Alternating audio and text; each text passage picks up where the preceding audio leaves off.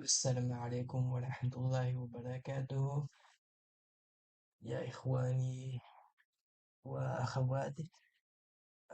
Donc voilà, salam sur vous mes frères et sœurs.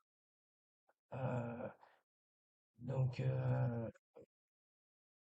présentation au plus vite. Je m'appelle Jordan. Je suis je suis de confession musulmane, euh, converti il y a ça va bientôt faire un an. Ça fait plusieurs mois. Ça fera un an au mois d'août. Et donc, voilà, mon parcours, on va dire mon parcours à la base. Donc, j'étais chrétien. Donc, j'ai reçu une éducation fortement chrétienne avec le catéchisme. Puis ensuite, ma famille, euh, qui était chrétienne catholique, et les enfants dont moi, euh, donc nous assistions au catéchisme. Et lorsque j'ai eu 12 13 ans, mes, mes parents, dans leur foi chrétienne, catholique, en tout cas, ont perçu une sorte de mouvement, de virage qui les a fait, qui les a fait se tourner vers plutôt le christianisme. Non plus le catholicisme, mais vraiment, voilà, ils se sont même retirés petit à petit de l'Église chrétienne catholique. euh, et voilà, ils ont commencé à vraiment se dire chrétiens plutôt euh, env- enveloppant et englobant, si je puis dire, euh, un peu le catholicisme, mais aussi le protestantisme, l'orthodoxie, vraiment donc le christianisme. Et notamment, voilà, les prêches auxquels nous assistions. Nous qui étions assidus au catéchisme et tout ça, on nous a un peu retiré, on va dire, du catéchisme pour suivre des cours bibliques plus orientés, voilà, sur la chrétienté dans son, dans sa généralité, dans sa globalité. Et voilà, donc vraiment ca- le catholicisme, c'était le premier courant auquel nous étions affiliés. Et ensuite, ça a commencé quand j'avais, ouais, 11 12 ans. euh, donc, nous en étions retirés pour vraiment ce qu'on pourrait appeler le christianisme interconfessionnel, en fait, c'est-à-dire vraiment, voilà, le christianisme. Euh, Notamment au niveau des prêches, commencer à,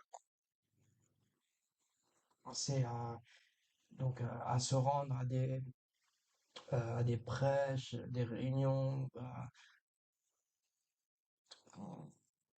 que les enfin, qui étaient destinés aux protestants. Donc c'était des prêches évangéliques, c'était évangélique, enfin en tout cas voilà, mes parents se sont, même au niveau des même au niveau des textes, des écrits, euh, euh, lorsque j'étais petit, je me souviens que vraiment la- les Bibles qui faisaient foi, c'était les Bibles catholiques. Et lorsque mes parents se sont un peu retirés du catholicisme pour laisser place à un christianisme plus global, et un peu plus protestantisme au final. Donc là, je me souviens que euh, voilà, euh, ce- donc les bibliothèques de la maison, enfin de l'appartement dans lequel nous étions, à la place des voilà, à la place des bibles catholiques et de tout ce qui touchait au diocèse, tout ça, ça a été petit à petit remplacé par des bibles euh, interconfessionnelles ou protestantes, euh, des bibles d'études, ce qu'on pourrait appeler des exégèses bibliques. Et voilà, moi, donc, ça, à cette époque, euh, euh, donc, bah, voilà, donc mes parents ont commencé à me faire plutôt adopter les écrits, soit interconfessionnels, soit protestants, donc les plus connus, Louis II, euh, la traduction œcuménique, qui est une traduction interconfessionnelle, enfin voilà. Donc ça, ce sont les bases, vraiment, voilà, ça, donc les bases, le pilier, le, voilà, mon le début, on va dire le début donc de ma vie, mon éducation, et voilà, donc je suis resté, jusqu'à 21 ans chez mes parents, puisque comme j'étudiais, je- j'avais pas de, j'avais pas de moyens en fait pour vivre seul du tout. Et donc, euh, c'est resté, si on considère ce retrait du catholicisme entre mes 11 et 13 ans vers, voilà, comme je disais plus tôt, donc protestantisme ou même christianisme en général, euh, donc, mais sinon de la naissance jusqu'à mes 21, ouais, en fait jusqu'à ce que je parte de chez mes parents, donc 21, 22 ans. Voilà, donc le christianisme a toujours été là, présent, euh, euh, c'était donc les études bibliques, les études, de- voilà, donc les études bibliques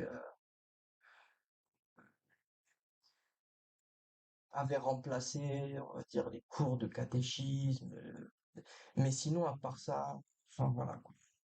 Vraiment toujours dans le baignant dans le christianisme et avec ce retrait du catholicisme, euh, mes parents se sont donc voilà rapprochés d'un christianisme plus général, mais aussi plus proche en fait des sources. Par exemple, il y avait une traduction qui était en vogue chez nous et surtout donc pour mon papa, c'était la traduction de la Bible par André Chouraki. Euh, et cette traduction est connue pour être une traduction interconfessionnelle, mais extrêmement proche des textes originaux dans, dans la Bible hébraïque. Euh, ce qui est l'Ancien Testament chrétien. Et donc, voilà, ça, c'est ce que je peux dire donc, sur, mon, comment dire, mon éducation religieuse. Et voilà, comment la foi a toujours, euh, a toujours été là et a toujours fait partie donc de, de ma vie en fait. Donc jusqu'à ce, jusqu'à ce que je parte de chez mes parents donc à 21 ans. Ensuite donc voilà, donc j'ai actuellement 25 ans, donc ça fait 4 ans que je vis seul. Et euh, ce qui s'est passé, c'est, disons que j'ai un- donc depuis mes 21 ans jusqu'à, on va dire, il y a 1 an et demi, donc jusqu'à mes 23 ans et demi, pendant 2 ans et demi, il y a eu une sorte de baisse progressive et même, ouais, progressive et même, enfin, une baisse des pratiques déjà. Je, ah, J'étais beaucoup moins assidu en termes de réunions, d'études bibliques. Voilà, je me concentre vraiment sur mes études, qui, est, donc, qui, qui sont des études de langue étrangère, LEA, langues étrangères appliquées. Euh, donc, voilà. Au au niveau de la foi chrétienne qui avait toujours été en moi, euh, moi, elle est restée en moi avec cette assiduité, assister toujours donc aux études bibliques, aux cours, aux prêches, pendant un peu moins d'1 an.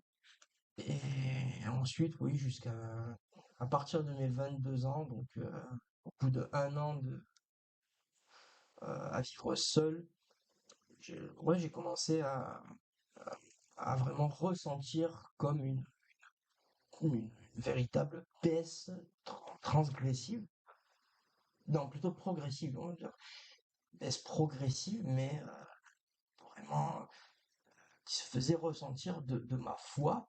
Et donc j'assistais de moins en moins aux réunions, aux cours, aux études. Et pour moi, j'avais l'impression que j'avais l'impression tout simplement que j'avais l'impression que euh, je ne faisais que suivre ce, ce qu'on m'avait, enfin, tout simplement ce qu'on m'avait inculqué en fait. Euh, et finalement, euh, lorsque lorsque je me suis retrouvé seul à pratiquer ma foi, euh, il y a, voilà, au bout de quelques mois, donc il y a eu- j'ai fait face à un vide. Il y avait un vide parce que euh,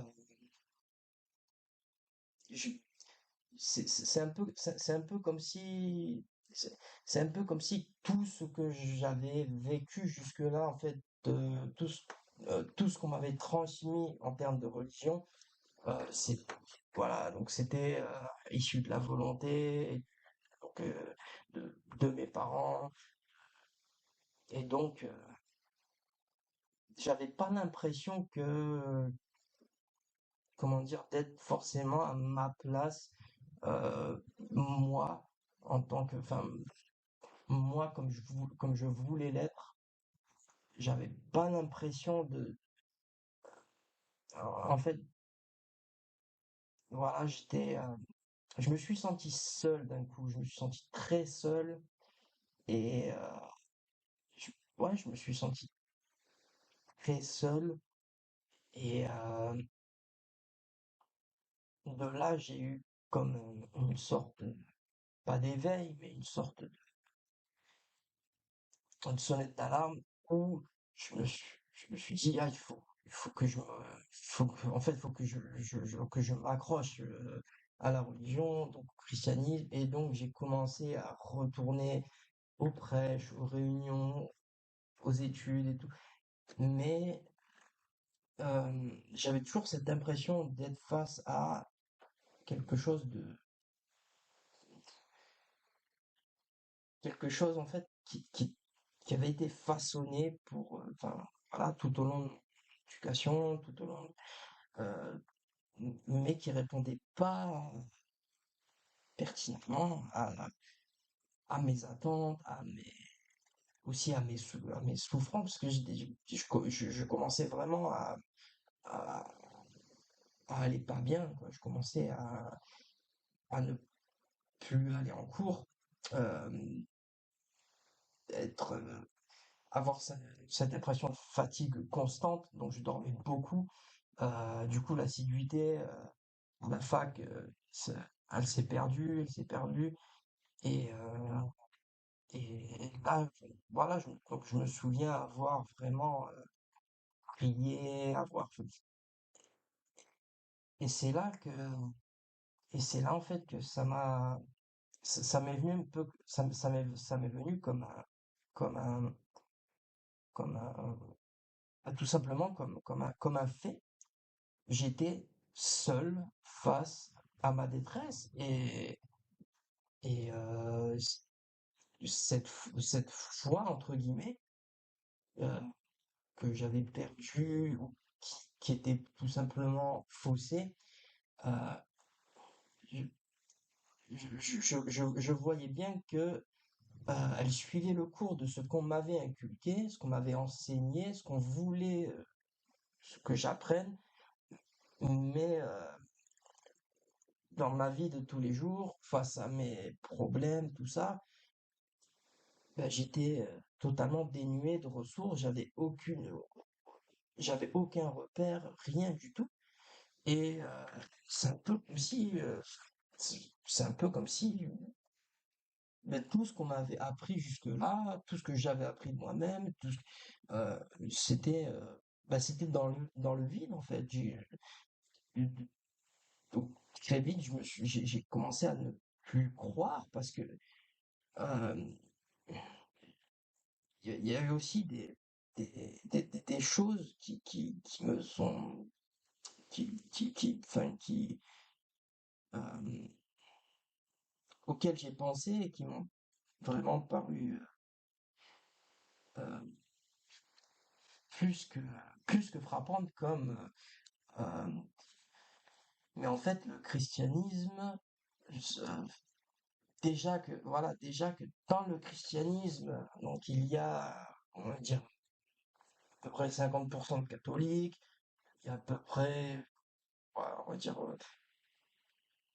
plus de 35% de protestants, je sais pas ensuite le nombre pour les orthodoxes, mais il y a tellement de, en fait, voilà, il y a tellement de branches, de sous-branches, et de là, je me dis, non, mais c'est, euh, euh, enfin, quelle est vraiment, quelle est l'origine, quelle est Dieu, son origine, puis je me rends compte que toutes ces Bibles que j'ai connues en fait depuis tout petit, c'est-à-dire euh, donc chronologiquement d'abord jusqu'à ma préadolescence, euh, les Bibles catholiques et ensuite les Bibles protestantes ou interconfessionnelles, euh, mais je me rends compte que c'est comme quand on photocopie une photocopie d'une photocopie, c'est un peu voilà, c'est une traduction d'une traduction d'une traduction. Donc en fait, on est très très très très très loin des des textes originaux et en plus de ça, on les a même plus ces textes originaux. C'est ça on les a même plus. C'est-à-dire on se base sur des écrits. euh, alors il y a la moitié des chrétiens qui disent ah non ces livres-là font partie euh, de la Bible, de l'Ancien Testament parce que voilà les premiers chrétiens ont suivaient un enseignement qui a été traduit, etc. Mais il y a les protestants qui disent ah non, non, mais ces livres-là de l'Ancien Testament ne sont pas admissibles parce que nous, notre canon, on veut qu'il soit aussi proche possible que la Bible juive, en fait, que la Bible hébraïque, la Tanakh.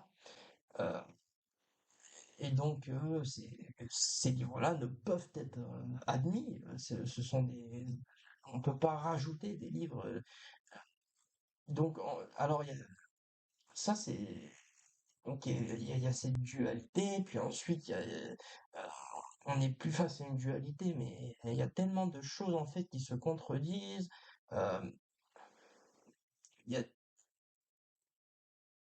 il y a, il y a tellement de, je c'est aussi donc à cette période-là, vers 22, 23 ans, que je commence à comprendre pourquoi mes parents se sont retirés du catholicisme et en fait sont restés autant en surface.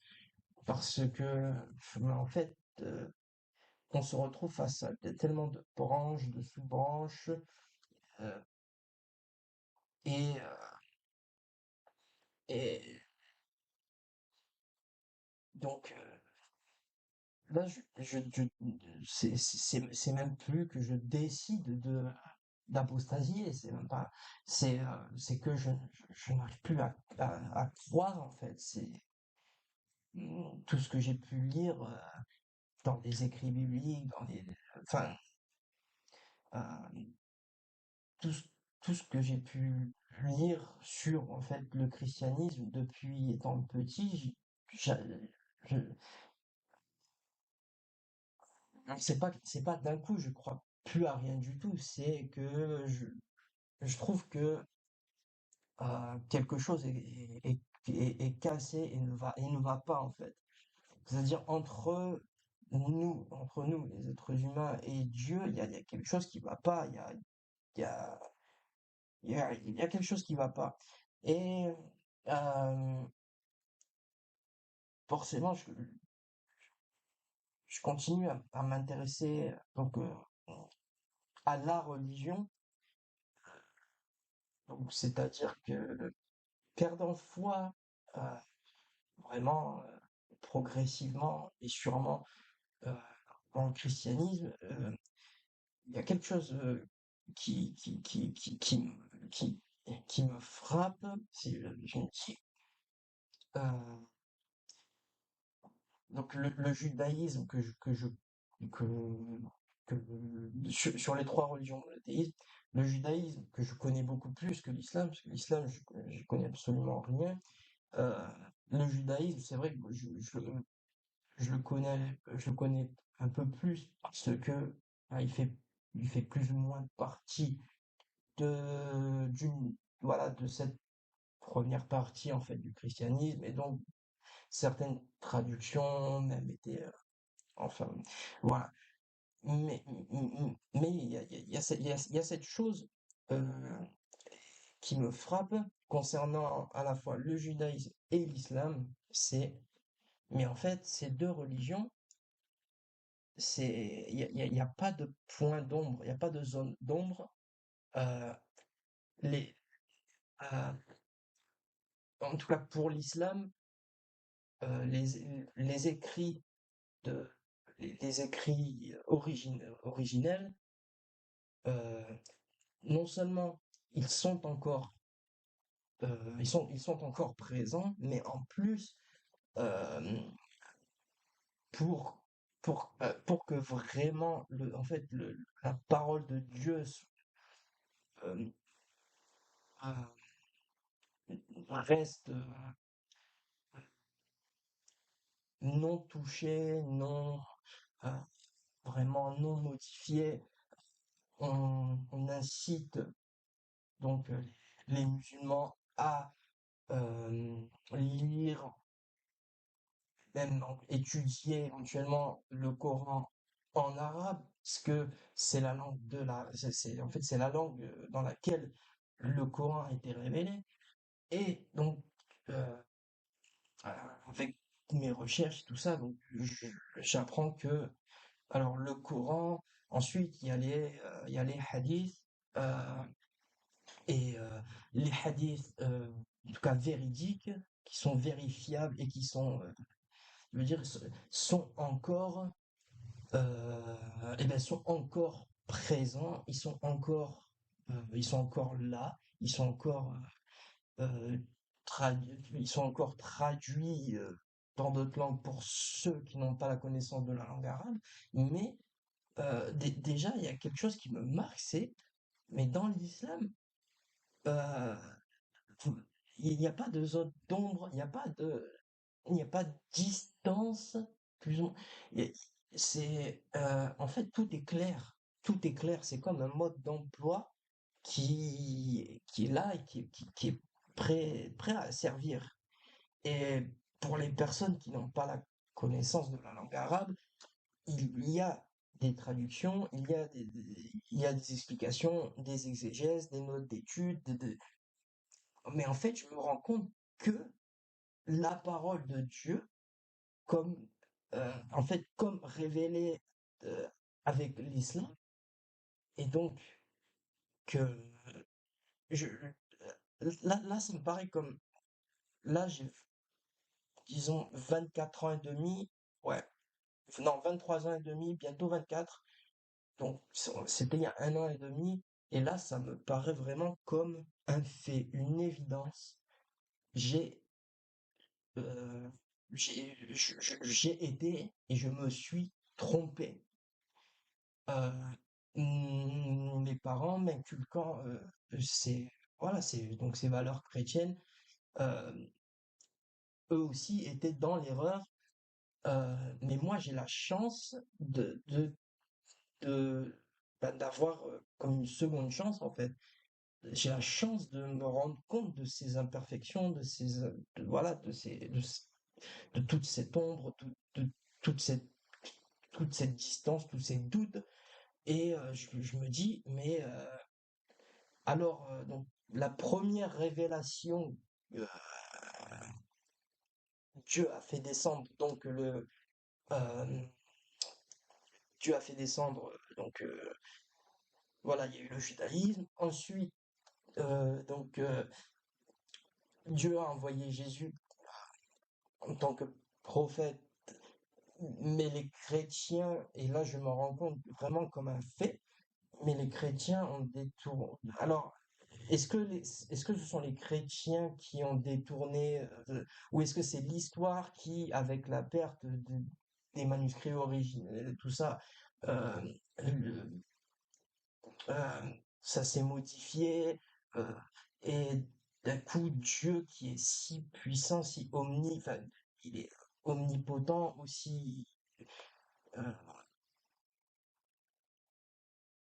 dé- Déjà, j'avais un peu de mal à accepter le fait que, enfin, la Trinité dans le christianisme.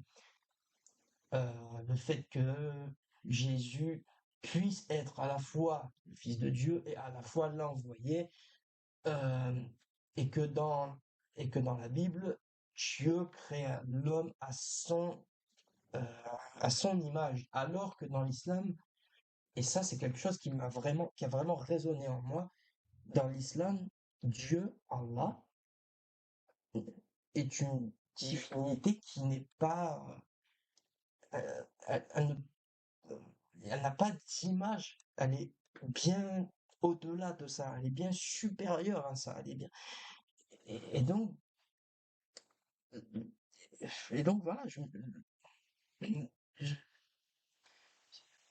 je vais avoir 24 ans et là, je me dis, non, mais euh, j'ai la chance de pouvoir me rattraper avec avec la vérité, ce qui me paraît être pour moi la vérité, euh, qui, voilà, qui réside en, en l'islam. Les textes tels que, enfin, la parole de Dieu, intouchée, non modifiée, elle est là, devant nos yeux, les preuves sont là, enfin, et c'est incroyable comme, dire, les hadiths, euh, les hadiths véridiques, les sahih, les- euh, dire, ils sont là, en langue comme en langue arabe, c'est-à-dire tels qu'ils ont été révélés. Euh, alors, ils sont accompagnés de notes explicatives, de- d'exégèse ou de notes d'études, mais ils sont là, c'est-à-dire en fait sous nos yeux, et puis maintenant avec Internet, tout est tellement proche d'accès, c'est tellement facile d'accès que, mais tu- en fait, l'islam m'arrive comme, arrive à moi comme je disais tout à l'heure, un mode d'emploi à la vie, un mode d'emploi à comment prier. Là, il y a une logique, là, il y a une suite de choses à faire, il y a une logique. On ne, euh, on ne peut pas prier si on est impur, enfin, si, voilà, si on, donc, il y a une logique, il y a une logique que en fait, je n'ai jamais vue dans le christianisme, euh, que ce soit donc jusqu'à la préadolescence, christianisme donc catholique, et ensuite le christianisme euh, interconfessionnel. Là, dans l'islam, euh, il y a des règles, il y a des règles qui sont, euh, elles n'ont même pas besoin d'être vérifiées elles sont là, elles ont été, c'est fou comme ça. En fait, pour moi, ça m'est, c'est- la- à quoi bon en fait chercher de la logique là où il y en a pas. Euh, je, je- voilà, donc je me souviens, je n'avais même pas encore en ma possession de Coran, de, de cou- je n'avais rien du tout, hein. Euh, euh, donc, issu de l'islam, mais avec les quelques recherches que j'avais effectuées. Pour moi, non, mais c'était Hisnul Muslim, et donc ce qu'on appelle la citadelle du musulman. Là, en fait, ce sont vraiment une liste de règles, de doigts, et donc de, de, de choses prononcées, de choses enfin, que l'on peut demander à Allah, ou que l'on se doit de prononcer lorsque telle ou telle chose. Enfin, il y a une logique, il y a une logique, une suite de choses, euh, comme, euh, comme, comme une direction dans laquelle prier. Ça, c'est une logique qu'il n'y a, que je n'avais pas avant. Une, un horaire issu du calendrier lunaire de savoir quand prier, en fait, à quel moment. Et toute cette logique, toutes ces choses, toute cette vérité, en fait, je, du coup, je l'accueille avec, alors que je passais mes journées au lit, de nos jours, on parle énormément de dépression, c'est très démocratisé, avoir été en dépression, c'est facile d'en parler et tout, à tel point où enfin, je trouve qu'on l'utilise un peu à tout va. Alors, est-ce que j'étais en dépression? Je continue quand même d'aller un minimum en cours et à rendre mes devoirs. Je pense pas atteint, été jusqu'à atteindre la dépression, machallah. Mais, mais voilà, je suis arrivé, voilà, le bien-être n'était plus là, et j'étais arrivé dans un mal-être où, finalement, les recherches que je faisais sur Internet, m'ont amené à me procurer, donc et puis c'est un Coran que je possède toujours. En fait, c'est un Coran de poche à fermeture zippée. Donc c'est les Corans super connus, c'est ceux qu'on trouve vraiment les premiers que l'on trouve lorsque vous allez en librairie ou quoi que ce soit. Dès que vous arrivez dans le rayon religion, islam, vous trouvez ça ce sont les premiers. Ce sont donc ceux des éditions Aboula. Et donc, voilà, mon tout premier, c'était même pas un bilingue, c'était même pas un bilingue français, arabe, c'était tout simplement un français. Et donc, je me suis procuré ce, ce Coran français euh, avec quelques manuels, euh, quelques manuels dont j'avais fait des recherches pour savoir s'il était judicieux, s'il était préférable ou pas mais et je vais les citer parce que ils ont ils ont eu leur importance et ils ont leur importance toujours. Euh, donc alors ces manuels, donc il s'agit de euh, alors premièrement les conditions de les conditions de la. C'est en gros les conditions du premier pilier de l'islam. Et ce livre a été vraiment. Je vais essayer de le mettre à l'écran. Ensuite, les commentaires des trois principes fondamentaux. Euh, le tawhid, un élément. Euh, ensuite, donc, les histoires des prophètes, hein, donc jusque euh, de donc vraiment de Ibrahim jusqu'à euh, non, celui-ci c'est ouais, c'est jusqu'à Jésus, donc jusqu'à Isa. Isa sen Isa sen Nabi. Et ensuite, voilà, donc il y a le livre qui est consacré, qui est consacré, Le Nectar cacheté, biographie du prophète Mohammed, sallallahu alayhi wa sallam. Et voilà, donc je vais les faire apparaître à l'écran parce qu'ils ont été ils ont été vraiment partie intégrante enfin, voilà, pourquoi j'ai foi en l'islam aujourd'hui et pourquoi j'ai décidé même d'en créer une chaîne et d'en parler.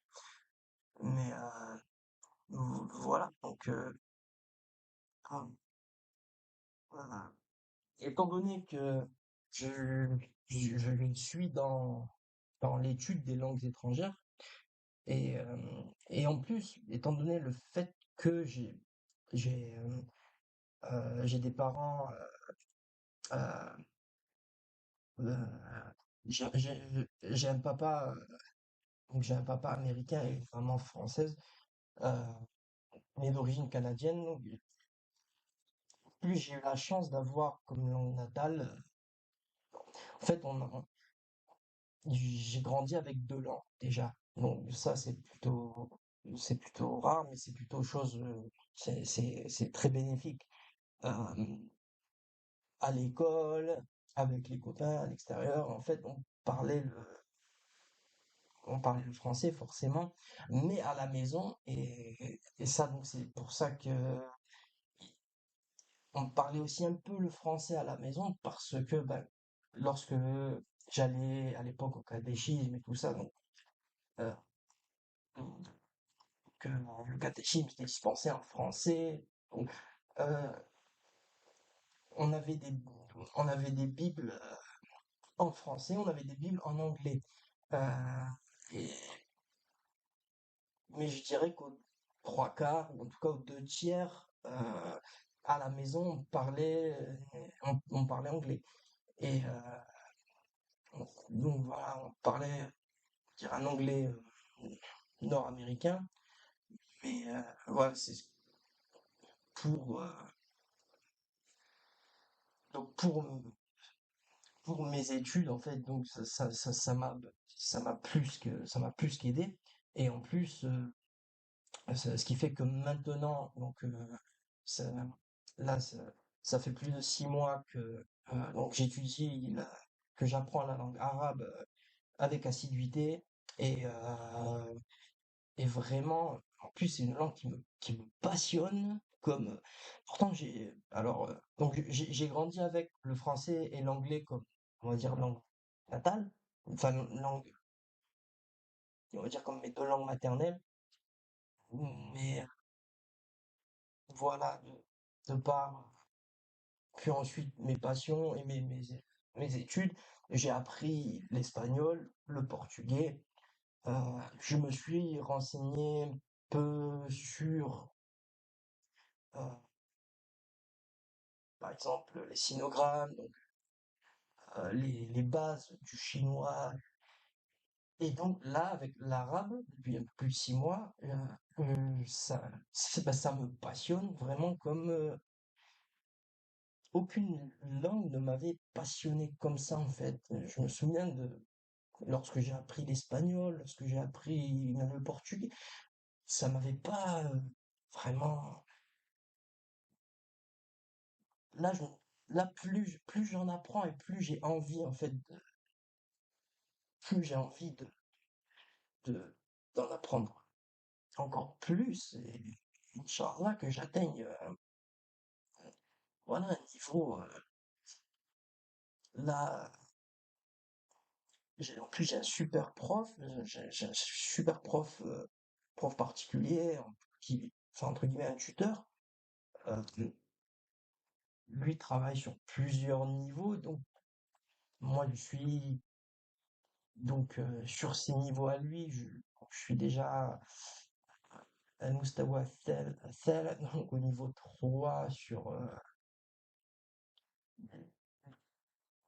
euh, enfin voilà, par exemple pour la grammaire, je me sers des tomes de Médine, ah, donc euh, les tomes de Médine pour tout ce qui est vocabulaire, compréhension, tout ce qui est dialogue, lecture, euh, autre que la grammaire pure. Euh, non, j'utilise surtout avec Al-Arabiya Bayna Yaday, donc Arabiya Bayna Yaday, l'arabe entre tes mains, qui est en plusieurs tomes, en 8 tomes je crois. Et avec tout ça, donc euh, pour la grammaire, Al-Jumiyya qui est bon, il faut déjà quelques bases, surtout les deux.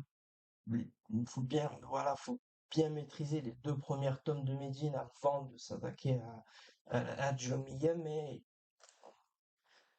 enfin voilà, l'arabe, en plus, voilà, ça intervient dans, comme moi,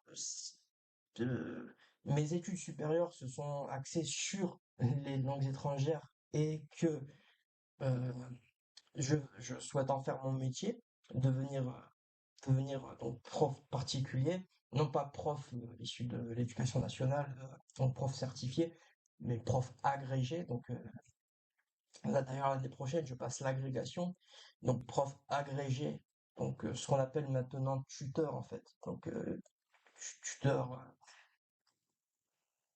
donc tuteur en ligne pour donc l'apprentissage, l'apprentissage ou même ça peut être à plusieurs niveaux. Mais ça inclut mes langues natales, telles que le français, l'anglais, ça inclut l'espagnol, dans lequel j'ai passé des certifications aussi pour avoir un certain bagage et une certaine, enfin quelque chose voilà, à proposer. Le portugais, euh, j- étant donné que j'ai des élèves un peu partout dans le monde, pas mal d'élèves qui sont sur le continent chinois en fait, donc ça aide d'avoir quelques bases. Mais voilà, euh, là en termes d'apprentissage, c'est super parce que du coup moi j'apprends l'arabe et je continue d'agrandir, on va dire, d'agrandir, euh, comment- d'agrandir ma foi, ma connaissance, enfin, tout ce qui a un rapport avec le dîn en fait.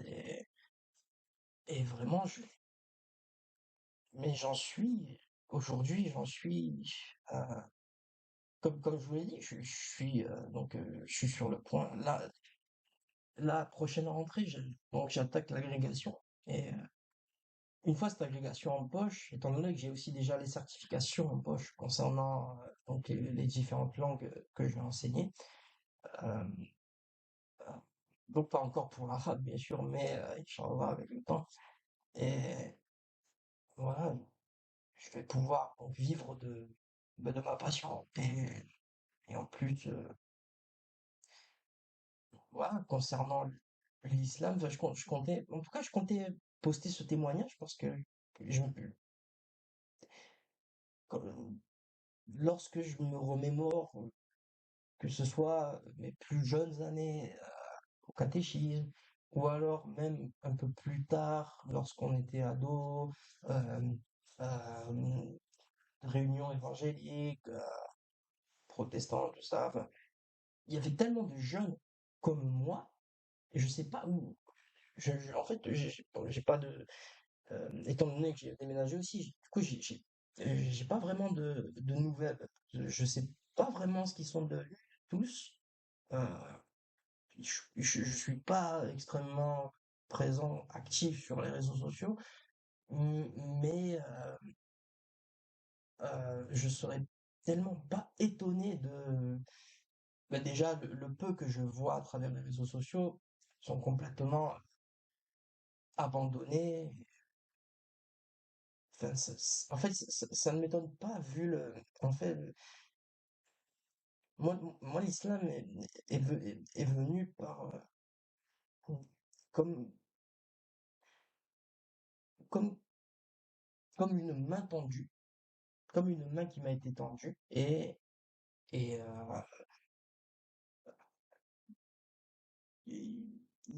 n'y avait pas besoin de chercher bien loin en fait. Les textes fondateurs étaient là, les dires voilà, les dires du messager, donc les, les dires de, de Dieu lui-même, les dires de son messager, tout est, en fait, tout est non seulement vérifiable, mais tout est là, et donc vraiment, il n'y a pas besoin de, de chercher, de se poser questions existentielles. Tout est là sous nos yeux tout, il y a une logique telle que voilà, vraiment, c'est pour ça que je voulais partager avec vous, parce que, parce que vraiment, moi, euh, c'est vraiment, bah, ça m'a vraiment redonné une sorte de deuxième vie, en fait, une renaissance. C'est ça, en fait. Lorsque j'ai prononcé ma shahada, puis lorsque j'ai accepté l'islam comme ma religion, mon din, c'est la voie à suivre. Voilà, c'est, moi, ça m'a sauvé, c'est clair. Et c'est pour ça que euh, ma chaîne, je tiens je tiens autant à préciser ancien chrétien devenu musulman. Mais voilà. En tout cas, voilà, je vais essayer de mettre à l'écran les livres dont je parlais tout à l'heure. Et bah, à bientôt pour d'autres partages. Mais en tout cas, c'est celui-là le plus important et Et voilà, ouais, alhamdoulilah, en tout cas, je suis content d'avoir la vie que j'ai aujourd'hui. Et voilà, euh, tous soyez bénis et voilà, Allahu Akbar, Dieu est grand, Dieu est le plus grand et voilà, c'est vraiment, je- ce témoignage, je sais que des comme moi, avec un parcours plus ou moins similaire, euh, il doit y en avoir tellement, que ce soit dans la même tranche d'âge, ou un peu moins, ou un peu plus, mais en fait, des gens qui sont perdus dans leur foi. Voilà, voilà, c'est mon histoire. Mais voilà. Donc, en tout cas, je vous dis à bientôt, Inch'Allah, et, et voilà. Allez, à bientôt.